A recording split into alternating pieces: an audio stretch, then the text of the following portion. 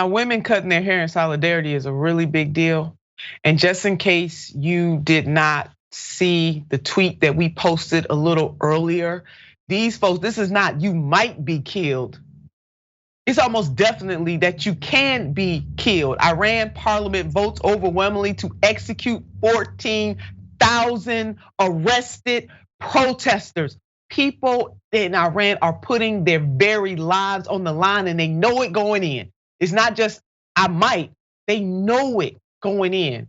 And so as Jessica laid out, we're laying out right now that we must continue to stand in solidarity with these brave people, be they men or be they women. This is an atrocity, an absolute disgrace on the world stage. And yes, the G20, as Ian pointed out, must come in there and act swiftly. Let's put up this next headline. As Iran throttles its internet, activists fight to get online. Activists in Iran are working with outsiders to fight the regime's censorship. You always need somebody on the outside who's gonna be an ally, and that is what they need. But those brave Iranians who are standing up to this oppressive government, they are shining a light. They are also a beacon of light for others who fight against this kind of tyranny all over the world. With the national discourse on our own democracy being so prevalent, we must recognize that we are not alone. We're not. And we want them to know that they're not alone either. The Biden administration has addressed this to some extent with some sanctions. Biden administration imposes sanctions on Iranian officials over brutal crackdown on protests.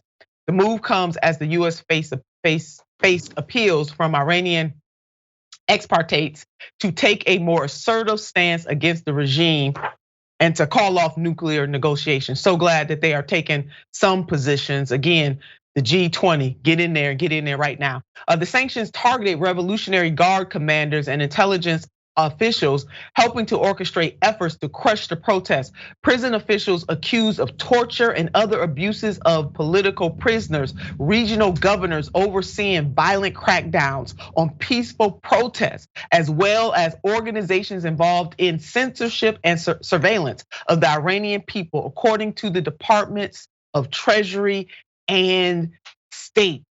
As these protests continue, here are some organizations who are leading their causes to fight. Be sure to check them out. We have the Iranian American Women Foundation, United for Iran, Women's Committee of the National Council of Resistance. Please, oh please, let's stand in solidarity. Support these organizations as they support our sisters and brothers and our family and friends in Iran.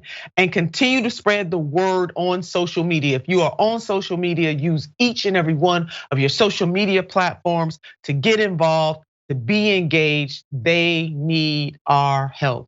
Jessica?